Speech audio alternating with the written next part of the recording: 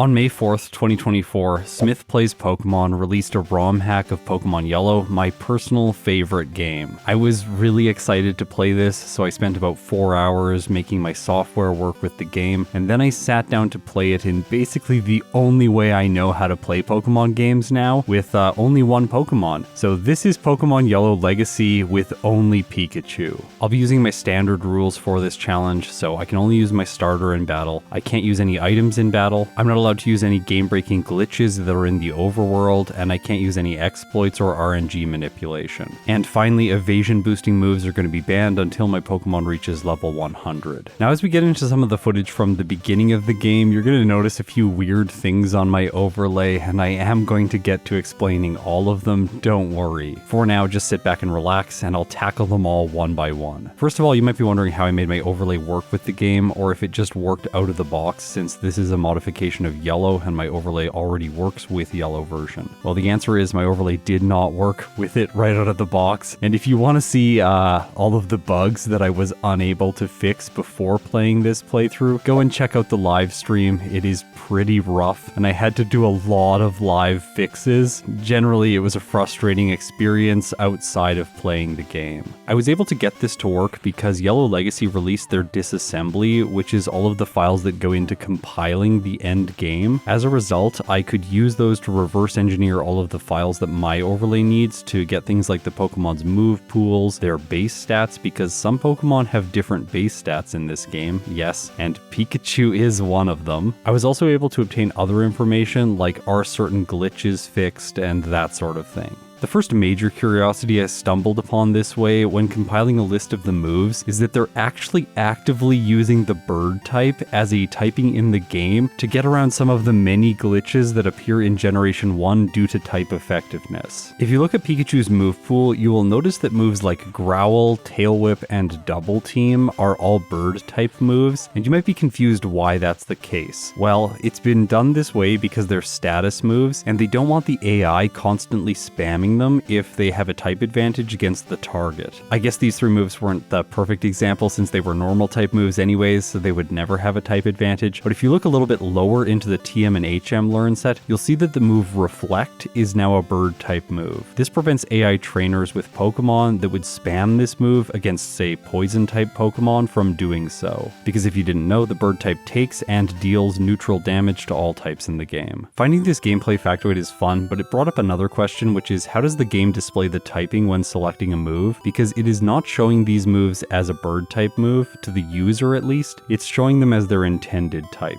So there is a different layer of code that comes in and determines which typing is displayed here, rather than showing the internal bird typing which the move is defined as. Anyways, this is all really fun. It made me invent a bird type icon so that I could use these moves on my moveset as well as in the move pool, and honestly having to do that delayed the stream and didn't allow me to do as much testing as I might have liked. I worked on this software for about 4 hours, and then I had run out of time and had to run the stream, and yeah, there were many other bugs that I did not work out because of this weird quirk. Okay, let's continue talking about moves because the developers have changed how some of them are implemented. I'm not going to talk through all of the changes in the game, I'm just going to talk about the ones that are relevant to Pikachu. Thunder Punch now has a base power of 70 instead of 75, making it slightly weaker, and that means it's a better midpoint between Thunder Shock and Thunderbolt. Also, they improved Thunder so that it now doesn't have 70% accuracy, it has 85 instead, but as a downside, they reduced its PP from 10 to 5. Double Edge's base power was increased from 100 to 120. This is the same change that Game Freak made starting in Generation 2, so I think it makes a lot of sense for them to backport it here into Yellow Legacy. Okay, I've been kind of flying through these updates, but the next one really makes me happy. One of the worst moves in the game, Submission, is now actually usable. It has a base power of 80 still, but they improved its accuracy to 100%, which just makes so much sense. The downside of this move is that you deal damage to yourself in recoil. Normally this move is Pikachu's way around rock-type Pokemon if you're not allowed to use Double Team, but today it actually has better options, because thematically mirroring what Game Freak did in the Let's Go games, Smith Plays Pokemon made it so that your Pikachu can learn all of the HMs. This is convenient from a standard playthrough perspective, but also the HMs received changes. changes. Cut is now a bug type move with base 55 power. That means there are actually damage dealing bug type moves that you can use regularly in playthroughs. This fact makes me really want to do a solo playthrough with Scyther in this game because the ghosts in Pokemon Tower are not going to be nearly as difficult. Fly retains its 70 base power but gets 100% accuracy, and unfortunately they didn't improve strength. I think this move could use an improvement. It should probably sit somewhere between like Mega Punch and Mega Kick, maybe with 90 base power. That also differentiates it from moves like Body Slam and Takedown. Overall, I think that's a slight missed opportunity, but I'm not going to split hairs about it. Now, one thing I was worried about going into this playthrough is the fact that I'm going to probably want to teach Surf to my Pikachu and maybe Fly at some point, but what if I need to get rid of these moves? Well, I found out from you kind viewers while streaming this run that HM moves are no longer permanent in this game. Instead, you can just erase them like a regular move. This is a massive quality of life improvement in Generation 1. I'm not sure it improves the strategy of solo runs, but I've only done one run in the game, so I can't say for sure. Maybe it is just a better mechanic overall. We finished going through the major changes to moves, so let's move over to stats and talk about what Pikachu has in terms of improvements. In a regular Pokemon game, Pikachu's base stats are 35 HP, 55 attack, 30 defense, 90 speed, and in Generation 1 it had 50 special. Now if you didn't know, when I got Pokemon Yellow as a kid, it taught me to hate Pikachu because this thing was so bad in the game. There are just so many obstacles that it can't overcome, including Brock, the very first gym leader. After the Let's Go games released, a lot of people started assuming that back in Yellow version you got a special Pikachu that had improved stats, but that is not the case. You just get a regular Pikachu and it's awful.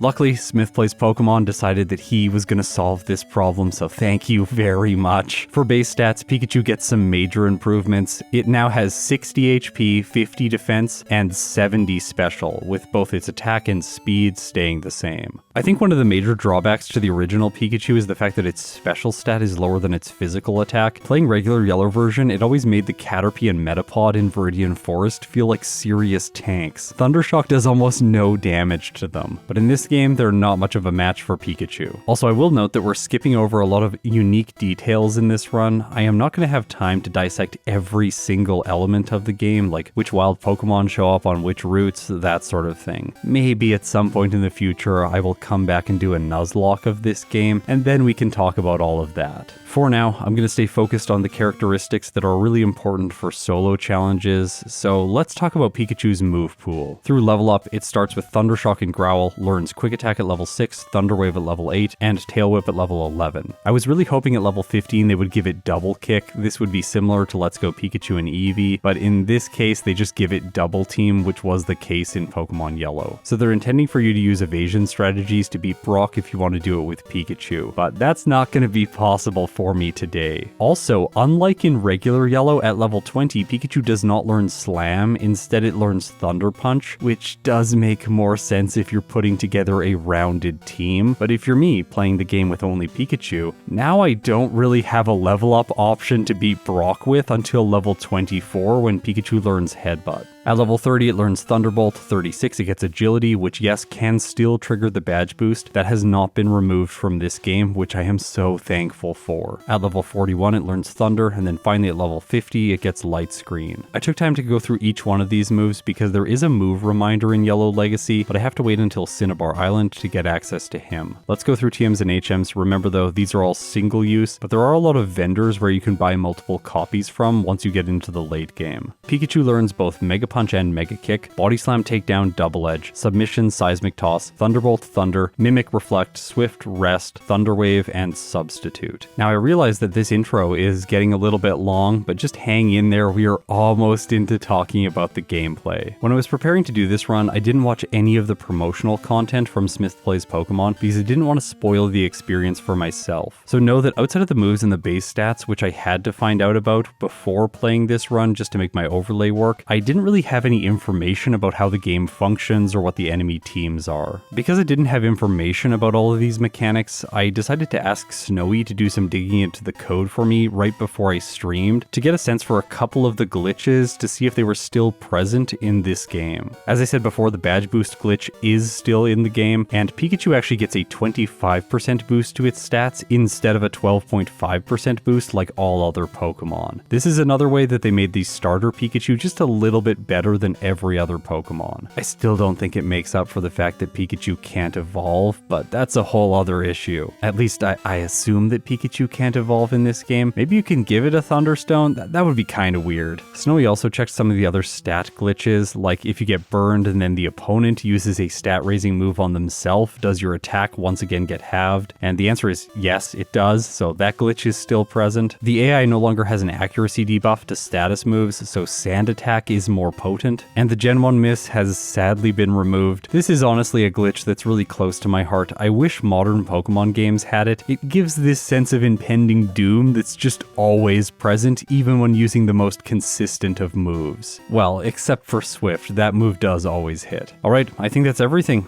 Let's start talking about the gameplay, and we are going to start with the mandatory bug catcher at the end of Viridian Forest. This guy jump scared me, because on his team is not just a Soul Caterpie, now there is a Pinsir. It's level 8, and my Pikachu is level 11, and I've already got some damage going into this fight. I was a little bit scared here, but then I noticed the fact that Pinsir doesn't just have Vice Grip, it also has Harden and Focus Energy. Because of these two useless status moves, if it chooses to set up, it's just wasting time, and it ends up not being a problem for me to manage. I wasn't sure what they had done with Brock, so I decided to do some additional training, backtracking through Viridian Forest and fighting the rival on Route 22. His team here is unchanged from what it is in default Yellow, and now because I beat him here and in the lab, he's going to evolve his Eevee into Jolteon. I decided to continue training up to level 18, and I'll mention another interesting implementation for this game. They have given the player the running shoes, which does improve the rate at which I can encounter wild Pokemon in Viridian Forest. Pikachu isn't leveling up particularly quickly because it has a medium fast growth rate, which just isn't very good in the early game. Once I reached level 18, I figured I'm over a damage rounding threshold, so let's go and see if Brock is going to be possible.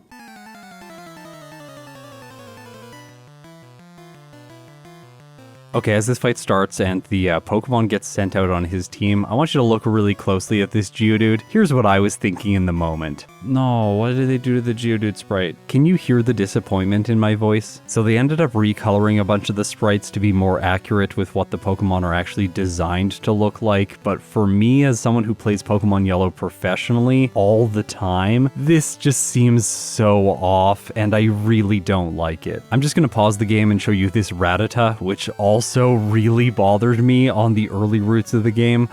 Later on, we're gonna get to see Cloyster, and I think that one's bad, but it's definitely not the worst offender of all of the sprite recolors. Okay, let's resume the footage. Here's my strategy for Brock. Since Pikachu has both Tail Whip and Growl, I can lower the opponent's defenses and their attacking stats, and then use Quick Attack for damage. Because I'm quite over leveled, Geodude isn't doing very much to me each turn, so I just decide to use 2 Tail Whips and then go on the offensive. By the way, Geodude does know Rock Throw now, which does make it a little bit scarier if I was weak to rock moves, but luckily Pikachu isn't. Also, Quick Attack is doing way more damage than I was expecting, and I end up knocking out the Geodude in only 4 attacks. Onix is a different scenario. I think this Pokemon might be even worse in Yellow Legacy when compared with default Yellow. It no longer has Tackle, instead this move is replaced with Constrict, probably the worst move in the entire game, and that's comparing it to moves like Roar and Whirlwind. At least with those moves, you know that nothing's gonna happen. With Constrict, you at least have a hope of doing more than 1 hit point of damage, but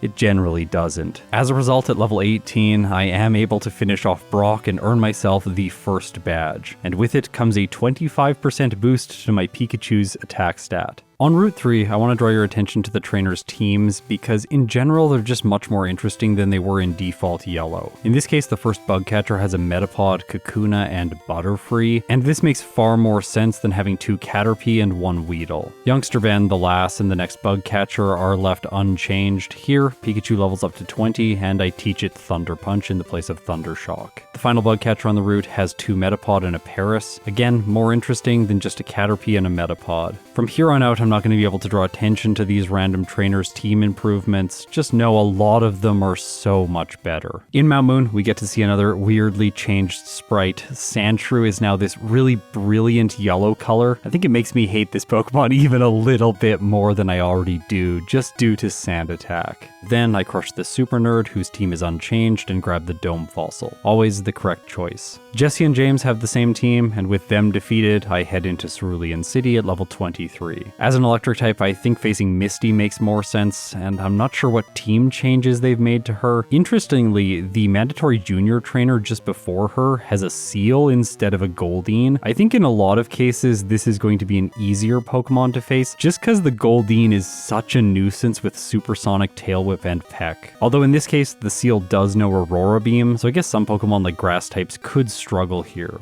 Okay, with her out of the way, let's talk about Misty, and first, all of the gym leaders have custom sprites. Really cool. Okay, now let's get into the battle.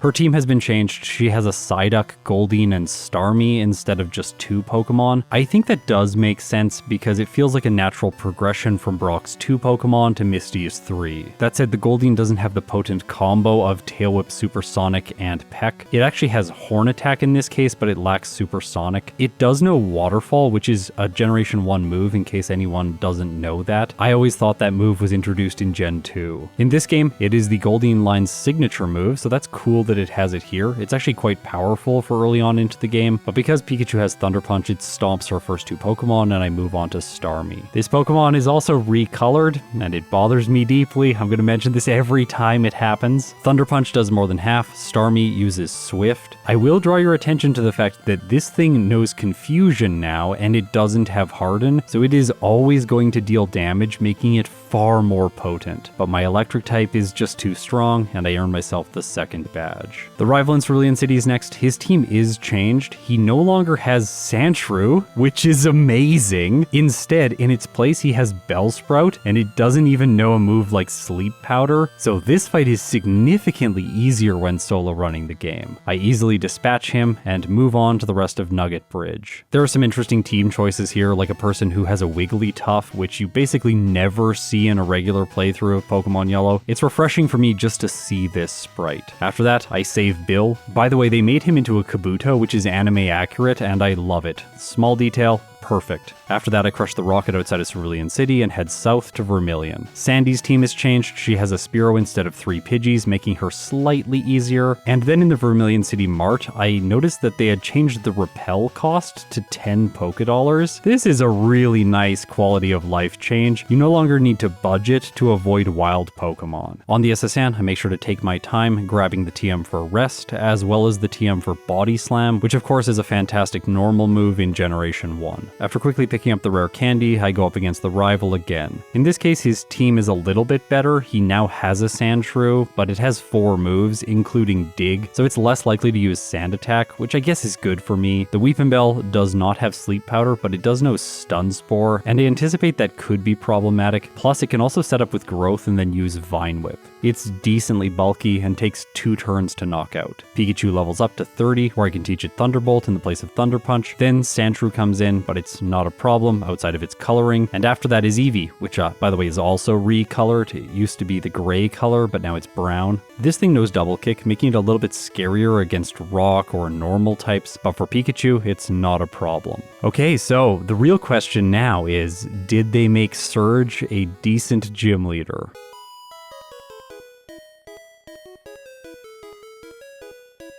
The answer is, quite frankly, no. He still only has Raichu, a single Pokemon. I get that this is anime accurate, but it just doesn't feel very good. I have to say though, they made the Raichu's moveset far better. Thunderbolt, Thunderwave, Body Slam, and Surf. On the first turn, my Pikachu gets a lucky Paralysis, which I really think helps me out here. As a result, Surge loses a turn. Then he paralyzes me with his own Body Slam, but I still have Quick Attack. I remember to use the priority move, and I am hoping to get some praise for this in the comments. And with that, I finish off Surge and earn myself the 3rd badge, and a boost to my defense stat. The next mandatory trainer is the Wrapping Lass, and I was curious if they had improved her team, and the answer is yes. She starts with Oddish, has a Bellsprout, and then she has Tangela. In this case, I actually think that makes her a little bit easier to defeat in a solo run, but overall this team is much more diverse and I think it's a big improvement. She also lacks her wrapping combo because the Bellsprout no longer knows the multi-turn move. Still, this doesn't matter though because she poisons Pikachu and Tangela is pretty bulky, so I take a reset here. This is the first one in the entire playthrough. I am really glad that regular Yellow version has taught me to always save in front of her, so I don't have to go back before Surge. Second time around, I take the victory against her. Okay. Okay, I said I wasn't going to mention a lot of the other random trainers, but this bug catcher here is someone I never talk about in Yellow version, and I've always been waiting for him to cause at least some sort of problem. They did upgrade his team in this game. Now he has Butterfree, Beedrill, and Scyther. Still, he's completely irrelevant because I one-shot all of his Pokemon with Thunderbolt. He is still waiting for his day to shine. Heading into Rock Tunnel, I decided to teach Pikachu Cut because it's a bug type move and it's going to be super effective against the Slowpoke here. This is also where we should talk about the bug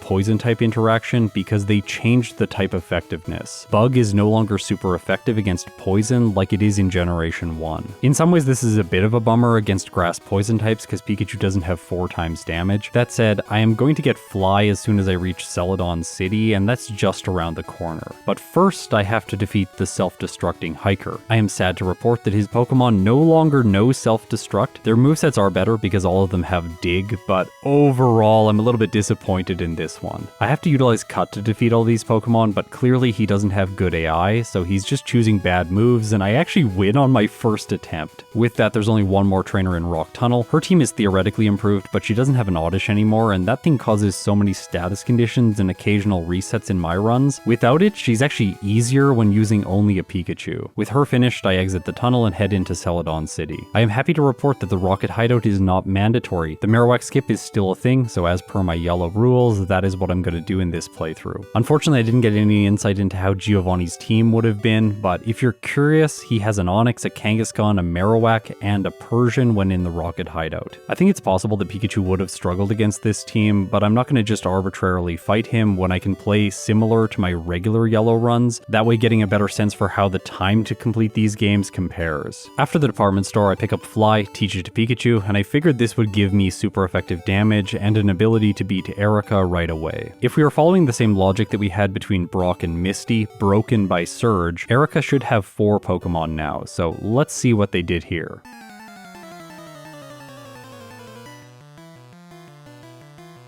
Her team does in fact have 4 Pokemon: Tangela, Victreebel, Ivysaur, and Vileplume. Fly is only doing about 1/3 to the Tangela, then I get hit by Sleep Powder, putting me to sleep, and it starts using Mega Drain, gaining back health, and doing a lot of damage. Pikachu sleeps for way too long, and as a result I get my second reset. Okay, I'm gonna fight trainers in the gym for additional experience, and while I'm doing this I have the opportunity to learn Agility. I decided against it because I don't think badge boosts right now make a ton of sense when the Tangela can put me to sleep. After training only one more level to 36, I back out of Erica's gym and head over to Pokemon Tower to face the rival. His team is very similar here to what it is in Yellow version. The differences being he has a Growlithe instead of a Vulpix, a Kadabra, and a Jolteon, which means he's evolved his starter. This battle is definitely much more difficult, and I think that's also the fact that these Pokemon are at much higher levels. For example, the Jolteon is level 35. That means based on this level curving, my Pikachu is no longer over-leveled. I'm essentially right on par with the enemy trainers. I like this design choice because if you were playing this game for the first time, you would likely exit Rock Tunnel, walk into Pokemon Tower, face the rival, and get completely destroyed. Then you're logically going to start exploring other areas, find Celadon City, do a bunch of additional training, probably beat Erica, and backtrack hereafter. In regular Pokemon Yellow, that's not really the case because the rival's team is just kind of a joke here. In this case, Pikachu is just barely able to survive with red health, defeating the Jolteon. One of the Chandlers in Pokemon Tower has a Hypno and Ninetales on her team, and this battle almost goes in her favor. Pikachu gets burned and then survives on 4 hit points. I fought the next Chandler, hoping that she would be easier, but in this case, she has a level 35 Haunter, and it gives Pikachu another reset. I defeat her on my next attempt, try to clear out the ghost with the Pokédoll, realize that I forgot it, and backtrack to Celadon City. Here I purchase 4 Calcium, which allows me to raise Pikachu's special stat, improving its electric type moves. Also, the chat let me know that I should check out the person who sells TMs, and by the way, you can buy a new Rest TM in this game, which feels absolutely broken. With my shopping complete, I head back over to the gym to see if Erica is going to be possible now. Tangela is still taking less than half from every use of Fly. Luckily, my second one gets a critical hit and I move on to the Victreebel. It's level 34, and in Yellow version, it's only a Weepinbell, so this is a major upgrade for Erica's team in Yellow Legacy. Luckily Fly is doing more than half, and even after a Mega Drain, I'm still able to defeat it. Ivysaur only does a little bit of damage with Acid, and then I move on to the Vileplume. I use Fly, it sets up with Solar Beam, I do less than half, and then the Grass type move defeats Pikachu. Apparently Erica is still difficult, so I'm gonna beat all of the other trainers in her gym. Then I go to Pokemon Tower, completing additional training against Chandler here, and after that I face Jesse and James at the top of the tower. Their team is expanded, they now have a Lickitung, which is really fun, but overall they're not difficult. With them cleared out, I head onto Cycling Road to do more training. Overall, once again, the trainers here have more interesting teams. For example, the biker who has 4 Grimer now has a Charmeleon and a Rhyhorn, which is really nice. The former of these two Pokemon is not an issue, but the Rhyhorn could be because it knows Dig. Luckily his AI is awful and he doesn't go for the ground type move, and I'm able to finish him off using only Body Slam. I continue training until I reach the final biker on the route, and now I'm gonna cut to live audio so that you can see how this played out in the moment. This Pikachu back sprite has really grown on me. I think it's quite good.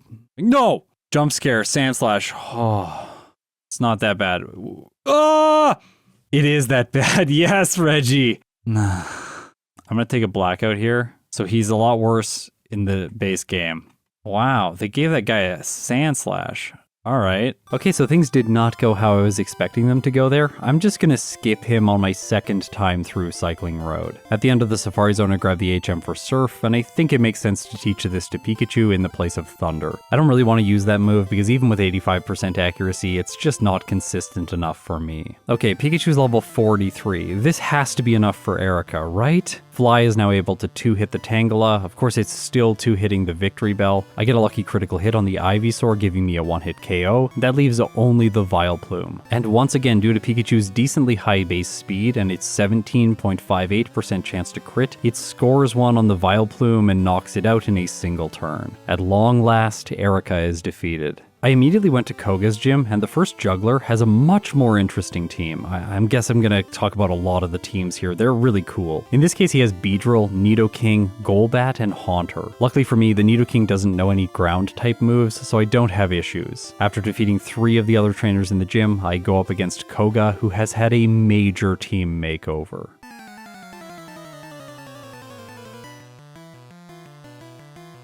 His first Pokemon is Golbat, which is weak to Pikachu, so it's not going to be an issue, but it's an interesting lead for a gym leader. Next is Muck, mirroring what he has in Fire Red and Leaf Green. This thing is actually quite good and has a diverse set: Acid Armor, Sludge, Mega Drain, and Toxic. Again, not an issue for Pikachu. After that comes in Tentacruel, and I figured this one would be even easier because it's a water type, and also it's notable that it is not on any major trainers' teams in Yellow version, so it's nice that it's getting a little bit of the spotlight on Koga's team. That said, its special is so high in Generation 1 that Thunderbolt does not one-hit, and then with Surf it gets a critical hit, knocking Pikachu out. Okay, that's not the Pokemon I expected to lose to. In the next battle I make it back to the Tentacruel. This time it does not get a critical hit, so I survive and move on to his final Pokemon, which is fittingly Venomoth. The major difference here between regular Yellow version and Legacy Yellow is that the Venomoth is only level 43. This does make the level curve overall better, and because the rest of his team is generally stronger than 3 Venonats, I think it makes sense to depower the Venomoth just a little bit, but as a result of its lower level, Pikachu doesn't struggle against it, even though it is a ground-ground type.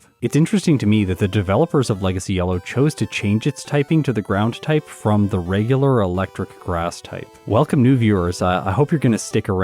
Maybe click the subscribe button because I'm getting really close to 69,000 and it would be nice to get there in the next couple days. Now that I can use Surf outside of battle, we get to see the animation where Pikachu uses Surf. By the way, this animation is actually in Yellow version already. You just have to trade back the Stadium Pikachu that knows Surf in order to access it. Despite a bunch of rumors I have seen in comments, Pikachu cannot in fact learn Surf in Yellow version. Pokemon Mansion is largely uninteresting and unchanged. Then I go to Saffron City, train in the Fighting Dojo. These battles are all relatively uninteresting. After that, there's a bunch of team changes for the Rockets in Silph, but none of them cause me significant problems. All of this extra training brings me up to level 53 before I face the rival. This battle starts off immediately interesting because his lead Pokemon is Parasect. My Pikachu is woefully unprepared for this thing. My current set is Thunderbolt, Surf, Light Screen, and Body Slam. I guess this is going to be one case where the normal type move actually has more utility than my other choices. I paralyze the Parasect with my first hit and it doesn't move. After that I get a critical hit knocking it out. So while it's a cool lead, it wasn't able to get anything done. Gyarados is next. Obviously it's a one-shot. Rhydon follows, which once again is a one-shot with Surf, and that leads to his Alakazam. In regular Yellow this thing's only a Kadabra and it does not know Psychic. Plus Alakazam has Thunder Wave and that could cause a lot of problems before the final Jolteon. My Body Slam causes paralysis, Alakazam goes for Psychic, lowering my special stat, and then I knock it out. Last is Jolteon. I am faster than it, so I do more than half with Body Slam. It uses Dig, which is fantastic coverage against my electric type, but luckily for me Jolteon's attack stat's quite low, so Pikachu survives and I defeat the rival. In the final battle against Jesse and James, they are once again not a threat, but they do have a victory bell, which is really cool. After that I have to face Giovanni, and Surf is a miracle here for Pikachu because he has a Golem. By the way, I think this is the first time that I am seeing Golem's sprite in Yellow version. There are no trainers in the default game that have this Pokemon on their team, so unless you're doing link battles or trading, you are never going to see one of these. After one-shotting it, I move on to his final Pokemon, Persian. It's not an issue, so now let's face Sabrina. Actually, yeah, let's not face Sabrina. Before that, I fight one of the Psychics in her gym, and this person has a Jinx. Are you ready to see its sprite? Because it is unholy. This has to be the Pokemon that has had the most iterations to its sprite in a regular Pokemon game. When they re-released Yellow version on the Virtual Console, they changed this, its original Yellow sprite, to this, its new Virtual Console sprite, and it just looks so bad because no sprites in Yellow version have more than 2 different colors.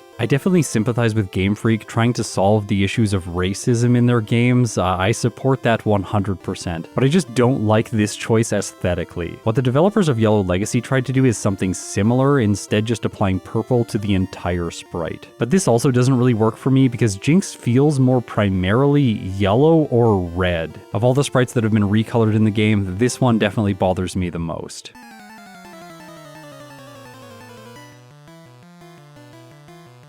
Okay, moving on to Sabrina. Her team is fundamentally different. She leads with an Abra, but it now doesn't have Flash, instead having Psychic. I get a critical hit with Body Slam, so it never gets to attack, which is convenient. Next, she has a Hypno, one of the most intimidating Psychic-type Pokemon in the game because its defense stat isn't absolute trash. It's also a decently high level. My Pikachu is only 8 levels higher than it, so it survives my Body Slam with more than half health, meaning I will need 3 turns to knock it out, so it's gonna get 2 hits with Psychic before I defeat it, and the second one lowers my special stat. Next is Mr. Mime, which is also decently physically bulky as a Psychic type, although in this case I get another lucky critical hit, finishing it in 1 turn. But then things get worse. Kadabra's next. Body Slam does not knock it out, and after surviving on a sliver, it strikes back with Psychic, defeating Pikachu. I tried again, and I make it to the Kadabra, but I'm in a similar position. This time though, I have taught Cut, so I have super effective damage against the Psychic types. It does more damage than Body Slam, and so I make it to her final Pokemon, Alakazam. Now from a strictly solo challenge perspective, this Pokemon's moveset is not necessarily that much better than it is in default Yellow version. Psywave has been replaced with Thunder Wave, the far more competitive set, and it does cause problems for me today, because the Alakazam paralyzes me and finishes me off with a crit from Psychic.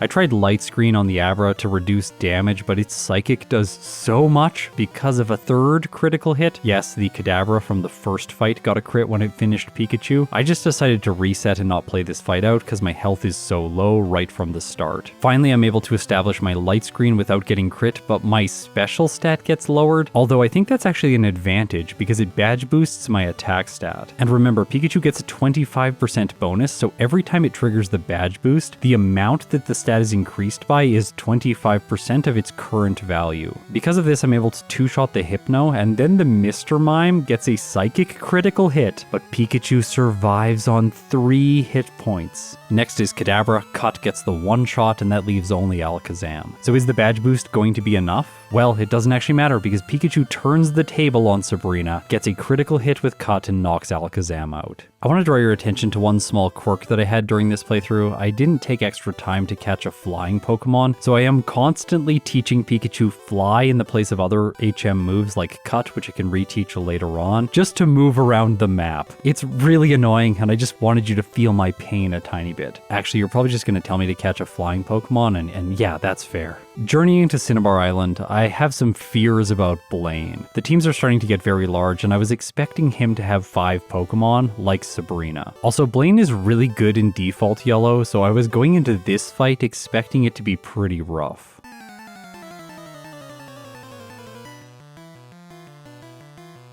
His team does in fact consist of 5 Pokemon: Rapidash, Charizard, Ninetales, Arcanine, and Magmar. The last of which is really nice to see on Blaine's team at long last. Many people say it's weird that he doesn't have one of these in yellow version to mimic the anime. I took my time at the beginning of the battle establishing Light Screen because this move does not function like it does in Generation 2 and onwards. In Generation 1, it sticks around for the duration of the battle, no matter how many turns pass, as long as you don't switch your Pokemon or faint. Because of this, I'll take less damage from all of his fire-type moves, and then I can use Surf to knock out his Pokemon. Rapidash takes 2 hits, next is Charizard. Thunderbolt is better against it, getting the 1 hit. Ninetales goes down to 2 uses of Surf, but it does nothing because it charged Solar Beam. Also, that's a pretty good coverage move, especially if you're using one of the fossil Pokemon, which are really good against fire types. After all, they take 4 times damage from grass-type attacks. That leaves only 2 Pokemon, Arcanine, which is first. This thing knows Dig, but Pikachu gets a critical hit, knocking it out without issue. After that is Magmar, which knows Thunder Punch. That's another nice coverage move. In this case, it also knows Psychic, which does very little to Pikachu, and I defeat Blaine on my first attempt. Alright, that felt a lot easier than it should have. I think I got lucky there with the critical hit against Arcanine, but I'll take it and proceed with the playthrough. The only gym leader left, of course, is Giovanni, so I'm going to head back to Vermilion City and face the 2 mandatory trainers in his gym. I do want you to note here that, like I said before, I had to teach Fly to Pikachu to get to Viridian City, and then I forgot to replace it with Surf before this battle, so now I'm in a really bad situation. Actually, it's worse than I expected because Golem goes for Explosion. Pikachu does survive, but then I fumble on the Victory Bell after one-shotting the Electrode, choosing Body Slam instead of Fly. Even if I had used the Flying type move, I wouldn't have done enough damage though, so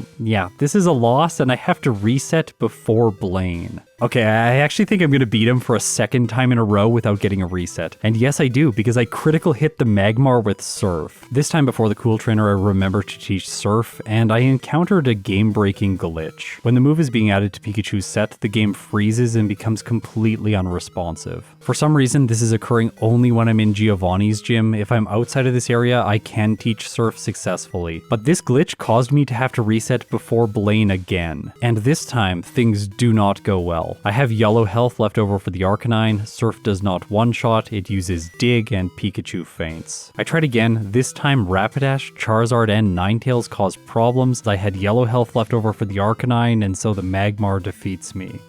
West of Cinnabar Island, I do some additional training, and this lets us see another sprite that I'm really upset about. Cloyster is now completely purple. In regular yellow version, it is this sprite, which is gray. I'm just used to it looking this way. I know that Cloyster is actually purple. Anyways, I don't like this one, but I'll have to deal with it. I grind from level 57 to 59, completing the trainers in this area, and then I head back to Blaine. Things go much worse this time. Rapidash Fire Blasts, and then uses High Jump Kick, taking me to red health. I just reset right away. I didn't want to play out the rest of the fight because Arcanine is going to defeat me. In the next battle though, things go my way. I'm not able to one-hit the Rapidash, but I one-hit the Charizard, which apparently is a damage roll sometimes, and then the Arcanine chooses Double Edge, which apparently is what it needs to do. I take care of the Magmar, defeating Blaine for a 3rd time, but it is not the last time I'll face him in this video. I teach Surf outside of Giovanni's gym, and then I crush the guy with Golem, getting my revenge. Okay, it's now time for Pikachu to face Giovanni. I was genuinely very worried about this fight.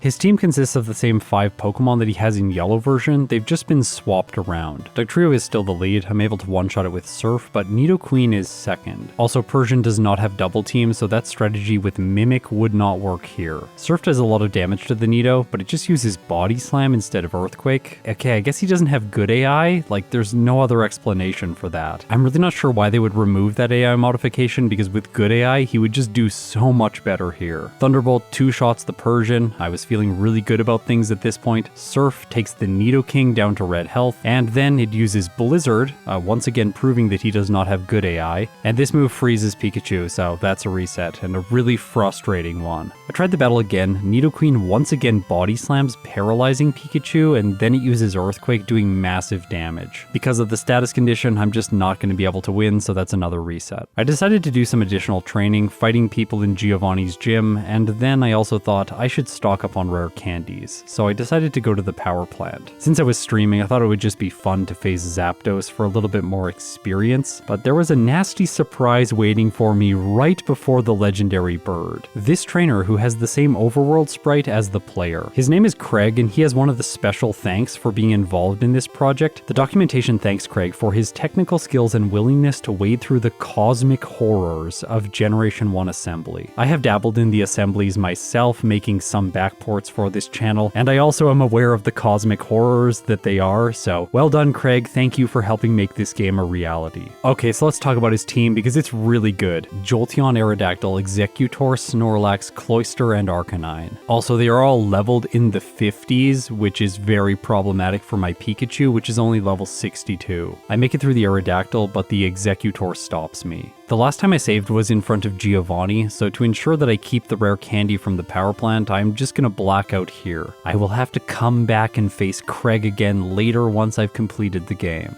I decided to do some additional training in Giovanni's gym to try and go over the damage rounding threshold to 63, and I have another reset here due to paralysis. This status condition is so awful in solo challenges, I hate it so much. Okay, so calming down, coming back into the gym, I decided not to do the training and just face Giovanni right away. And guess what happens? Pikachu gets paralyzed by Body Slam. Now, if you know Generation 6, you're probably thinking, wait, how does an electric type get paralyzed? Well, electric types can get paralyzed in Generation 1, just not by electric moves that have a secondary effect that inflicts the status condition. You can actually paralyze an electric type with Thunder Wave in this game. I tried the fight again assuming that I would not get paralyzed, and I don't, but in this case I get frozen! Okay, the Nidoqueen finally cooperates. It goes for Earthquake, which does a lot of damage, but Pikachu knocks it out. Thunderbolt one-hits the Persian with a critical hit. I level up, nice health. After that, Nidoking comes in, I use Surf. It doesn't do enough to knock out, and the Nidoking uses Blizzard. Okay, we know what's gonna happen here. I'm gonna get frozen. Actually, I don't. As a result, I knock it out, move on to the Rhydon, which I have 4 times damage against, and Pikachu is just as fed up as I am. It gets a critical hit and finishes Giovanni's team at long last. It's time for the rival before the league, and this is my 3rd last encounter with him in this video.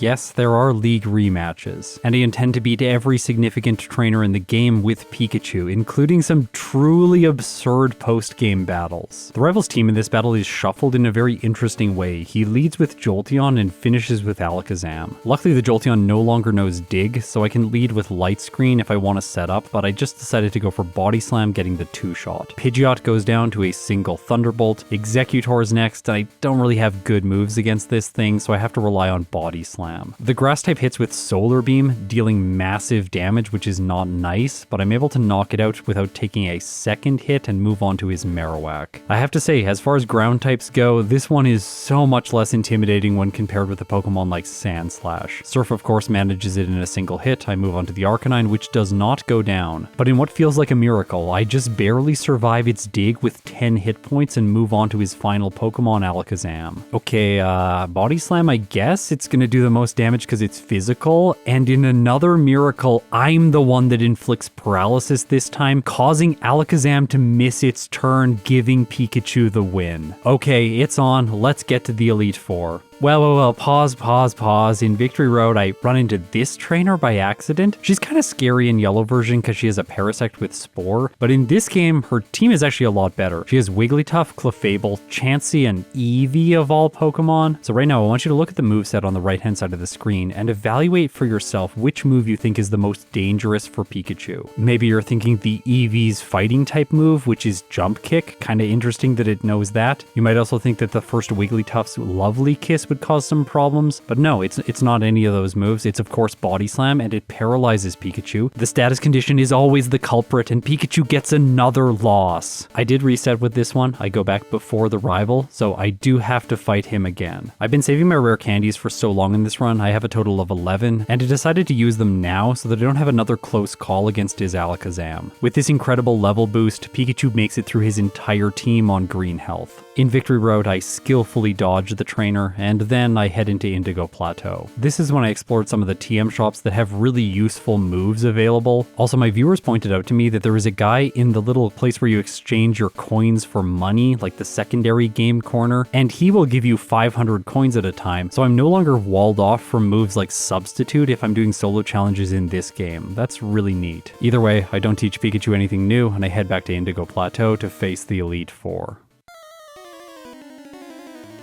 Lorelei's team has been shuffled, but she has the same Pokemon. This time she leads with Slowbro, and then Dugong is third. I figured Slowbro was going to go for a first turn Amnesia, but it also has Earthquake, and I did not notice that. I go for Light Screen to set up my special defense. Luckily for me, the Slowbro just misses with Blizzard, and then Thunderbolt one-shots. Of course, I'm over-leveled, so from here things get a lot easier. I one-shot both the Cloyster as well as the following Dugong. Then we have to look at the Jinx sprite while I one-shot it with Body Slam, and that leads to her final Pokemon Lapras. Will Thunderbolt have enough damage? And the answer is yes. Okay, in the next room, it looks like they backported Bruno from Generation 2 into Generation 1, which is a really nice idea because normally this room doesn't contain an Elite Four member. His team only lacks one thing. I really think the Onix should have been replaced with a Golem just because Onix is such a trash Pokemon. Either way, Bruno's team is not much of a match for Pikachu because his Pokemon have low special stats. Well, actually, the Hitmonchan has a good special stat. Can you imagine that? Its special is 133. Honestly, that would be another Pokemon that would be significantly better in Yellow Legacy when compared with regular Yellow version. His second Pokemon's Poliwrath. I easily defeat it, move on to the Hitmonlee, and from there it's a bunch of one-shots until the Machamp. This thing generally survives hits, but today it doesn't. Okay, time for Agatha. Her team only has one change. The Haunter has been swapped out for a Marowak. And it knows Swords Dance as well as Earthquake, making it quite scary. That said, I have Surf, so I just one-shot it, move on to the Arbok, which also goes down to one hit, largely due to the fact that I crit, and then she only has one Gengar left. It hits me with Psychic. It gets a special drop, which is nice for her, but it's a little bit too late, and as a result, Pikachu still has the damage it needs to knock out her ace. Okay, so there are only 2 trainers left in the proper portion of the playthrough. And before Lance, I decided that I need a better move against his dragon types. I don't think Thunderbolt or Surf are going to cut it. So I teach Mimic in the place of Body Slam in the hopes that I'll be able to steal an Ice type move early into the battle. Joke's on me though, because none of his Pokemon have Ice type moves until the final Dragonite. He leads with a secondary Dragonite, and his team is very similar to what he has in Generation 2. A Gyarados, Charizard, and Aerodactyl fill out the middle parts of his team with Dragonites on the side. In Silph, I have a trainer that I call the Hypno Sandwich because he has 2 Raticates and a Hypno right in the middle. This Lance team is more like the BLT of Pokemon teams. We have the Dragonites, which are obviously the buns. They're kind of orange and bun-like in shape. Gyarados is probably the lettuce, Charizard is definitely the tomato because of its coloring, and Aerodactyl is the bacon. Okay, so how is Pikachu going to do against his team? Well, after setting up Light Screen, I crit the first Dragonite, giving me a one-shot. From there, Thunderbolt's going to be good against the Gyarados, Charizard, and Aerodactyl, but I am paralyzed, which is a major drawback, as I've established already in this video. I arrive at the final Dragonite, take some damage from Hyper Beam, I get fully paralyzed, Thunderbolt is doing a lot of damage, and without a critical hit, the Dragonite goes down. I've arrived at the champion without taking a single loss during the Elite Four, largely due to the fact that I was over-leveled. Let's see if this streak can continue against my rival.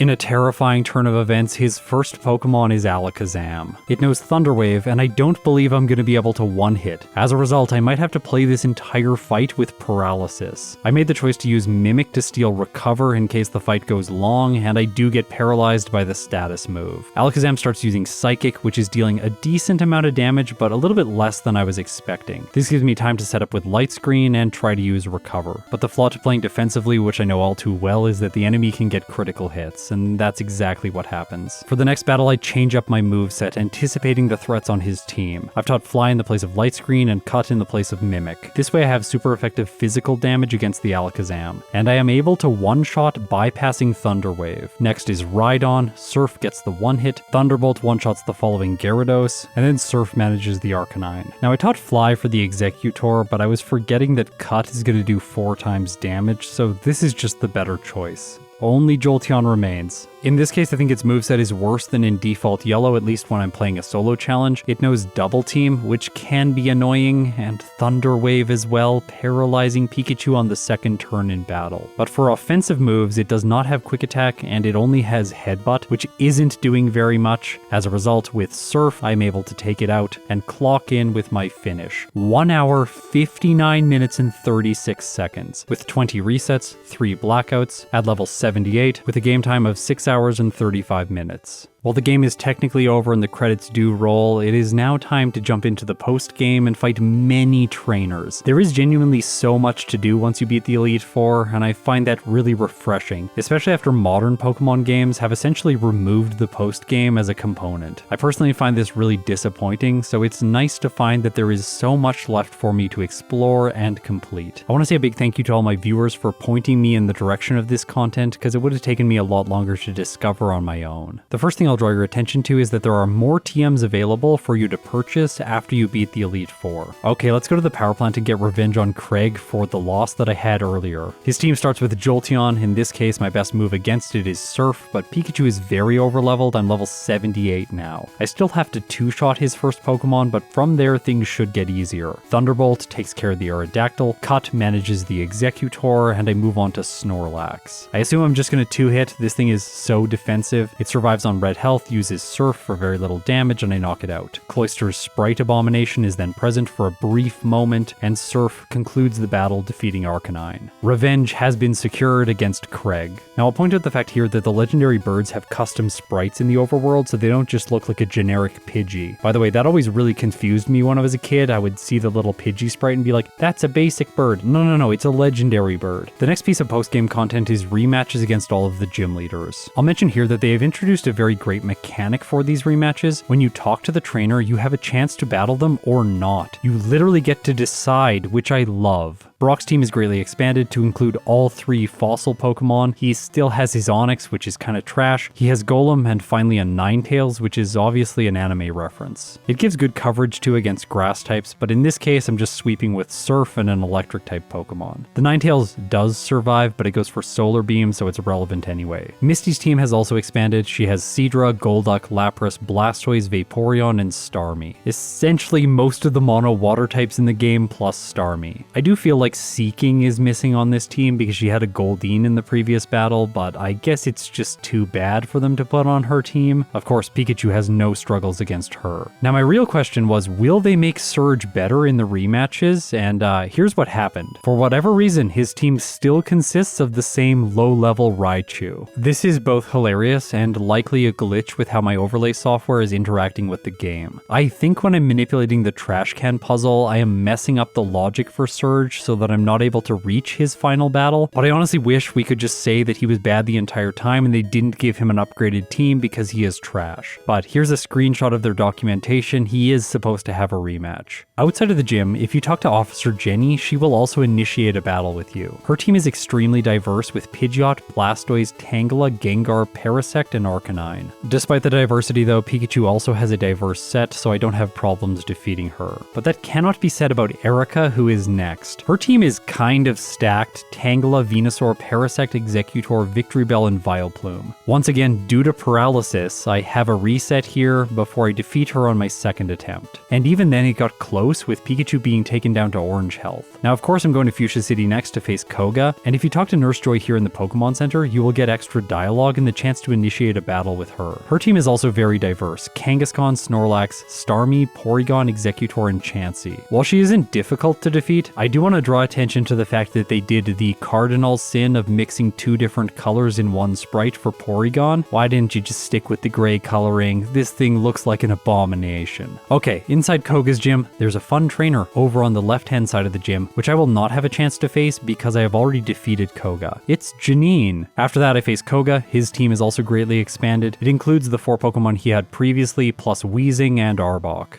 Okay, time for Sabrina, and another episode of Pikachu loses because of paralysis. Mr. Mime that starts the battle off has Thunder Wave, so that's how everything falls apart for me. Let's go through her team. Mr. Mime, Hypno, Slowbro, Jinx, Gengar, and Alakazam. When I first played this fight, I thought that Gengar felt a little bit out of place, like maybe it makes more sense for her to have something like Starmie instead of a Ghost. Since I haven't had a chance to mention it in this video, Ghost moves deal special damage now, and they're also super effective against Psychic Pokemon like they should be. On my second attempt fighting her, I managed to scrape through with a victory and move on with my rematches. The next one is Blaine. He's had a Flareon added to his team. Everything else is basically the same. His movesets are quite good, I have to say, but Pikachu doesn't struggle here, and I swear, this is the last time I'm facing Blaine in this video. There is definitely not going to be another time when I have to come back and fight him. I'm serious. I'm not being sarcastic or foreshadowing anything. This is literally what's happening. This is the last time I beat Blaine. I tried to fight Giovanni again, but just like in regular Yellow version, when you talk to him, he will just disappear, so there is no rematch against him. But instead, there is the ability to battle Professor Oak just north of Pallet Town. This is normally where all my Yellow videos end, with the secret Professor Oak battle. In this case, it is not going to be where the video ends though. Professor Oak's team is stacked: Tauros, Charizard, Venusaur, Blastoise, Snorlax, and Nidoking. I really like the fact that his ace is Nidoking because it's super effective against Agatha's Pokemon. That really plays into the rivalry that's established between them with the small amount of dialogue we get from Agatha. His team is actually really brutal. The Tauros can do a lot of damage, then Venusaur resists my moves except Fly, but Fly isn't very good. Also, once I make it to the Snorlax, I just don't have enough health and he defeats me. I figured out eventually that Reflect is the right play here, as long as the Tauros doesn't get a critical hit with Earthquake right away. Once I increase my defense stat, then I'm able to make it through the rest of his team and arrive at the Nidoking. But for the ground type, I have Surf, and I do enough damage, knocking it out in one hit, defeating Professor Oak. But there is still more to do. If I explore Cerulean Cave, I find that at the very end, right before Mewtwo, there is another trainer like Craig who is blocking the way. This guy's name is very fittingly Smith. His team is Aerodactyl, Gengar, Tentacruel, Alakazam, Tauros, and Starmie. I can one-shot the Aerodactyl.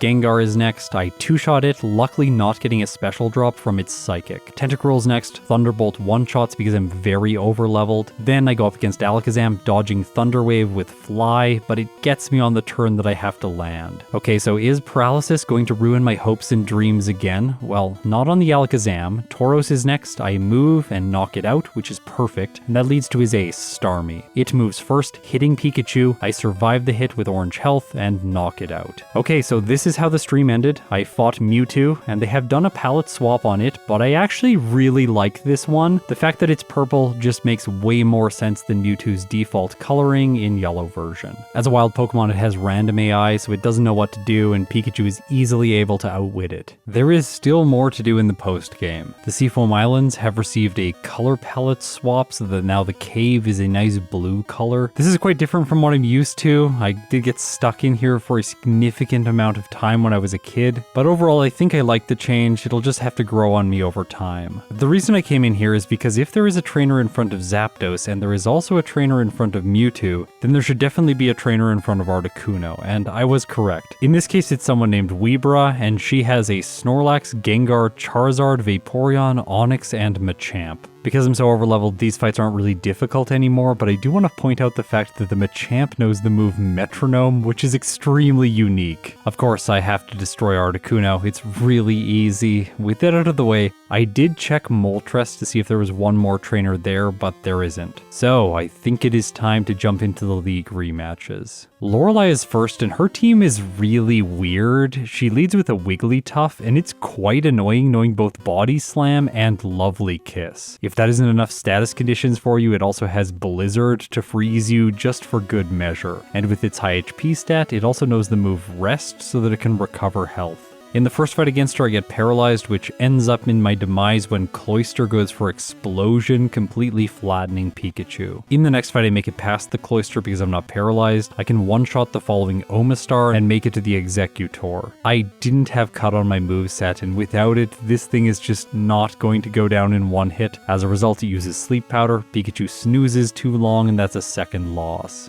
The win condition here is make it past the Wigglytuff without getting paralyzed, then sweep her team, use Cut on the Executor, and then Thunderbolt for the Lapras. I wasn't sure if this was going to one-hit because I'm level 88 and her Lapras is level 72, but Thunderbolt has enough power. Bruno is next, and he starts with a Clefable, which is an interesting progression from Lorelei's Wigglytuff. Beyond that, he has Muck, Slowbro, Hitmonlee, Rhydon, and Machamp. Overall, his team is actually unproblematic, so I defeat him on my first attempt. Agatha's next. She leads with Jinx, but Cut gets the job done in a single turn. Thunderbolt one-shots the Gyarados. Cut almost one-shots the Alakazam, which left me open to Thunder Wave. Luckily, it was going for Substitute, which just fails because its health is low and I knock it out on the next turn. Venusaur's next. I can use Fly to knock this thing out, but it puts me to sleep first. This time, Pikachu does not sleep too long. It wakes up in just under half health. I knock out the Grass type. Thunderbolt manages the Arbok with a critical hit, and then I make it to the final Gengar. Interestingly, just like Lorelei's Cloyster, this one knows Explosion, and it uses it, but Pikachu survives on 8 hit points and moves on to Lance. His team is just as weird as all of the other teams up until this point. He's got an Arcanine, Electabuzz, Snorlax, Charizard, and Kangaskhan, plus of course his final Dragonite.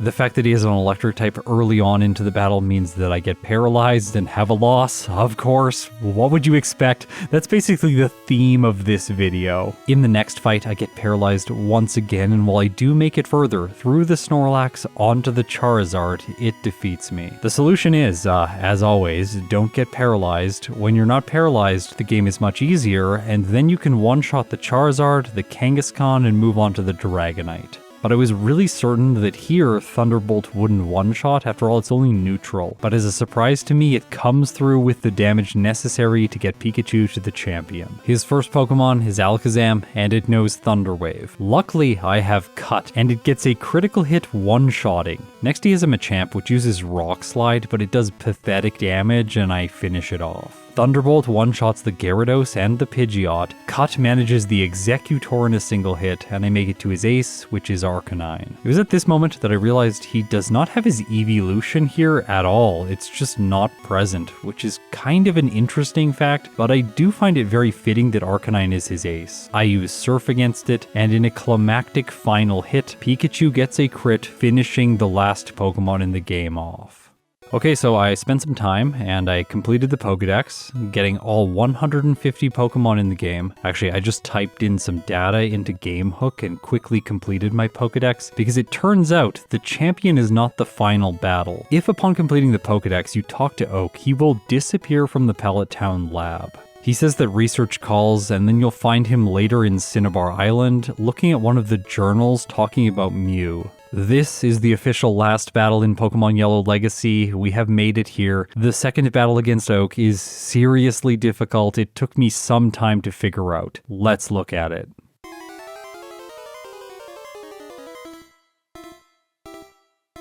His team is Tauros, Zapdos, Articuno, Moltres, Snorlax, and Nidoking.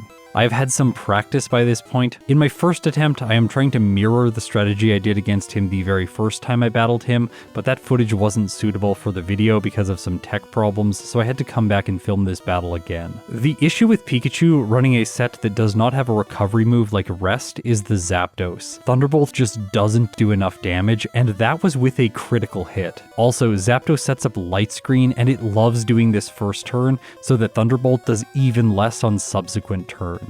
Because it's electric type, you should know what's coming next. Of course, it uses Thunder Wave, paralyzes me, destroying my speed stat for the rest of the battle. At least that's what I assumed. And from there, it can ruin Pikachu, and I don't even make it to the Articuno. Here's the thing though, I lost a lot of times against Oak, and I figured out a way around all of this. If I go to Cinnabar Island and explore the lab, I can talk to this scientist who is the move reminder. For $1,000, he teaches my Pikachu Light Screen in the place of Cut. And then I use my favorite TM to teach Rest in the place of Fly so that I have a recovery move.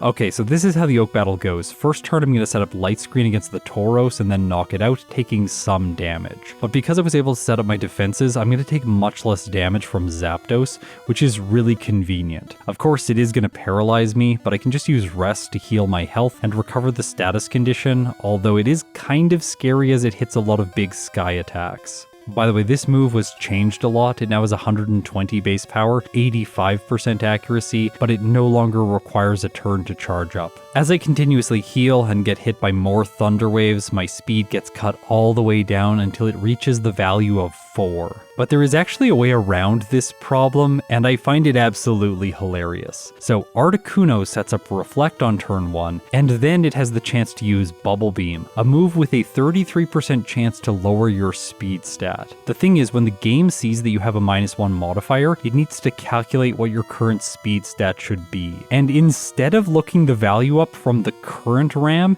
it looks at your party structure, and so my speed stat gets boosted back up to 182. Quickly checking the rest of Oak's team, I am now faster than every one of his Pokemon, and I'm no longer paralyzed. As a result, I can use Thunderbolt to one-shot Articuno and Moltres and move on to his final 2 Pokemon. Snorlax takes massive damage. It tries to set up with Amnesia, which saves it from one more hit. It uses a final Hyper Beam, doing massive damage, taking Pikachu to orange health before I knock it out. The official last Pokemon in the game, because I am definitely not facing Blaine again, is Nidoking. In this case, I use Surf, I cross my fingers hoping for the one-shot, and Pikachu gets it. I can now officially say that I have beat Pokemon Yellow Legacy only using the starter Pikachu. This was so much fun. Thank you for watching. If you've made it this far, you're incredible. I'll see you in my next video.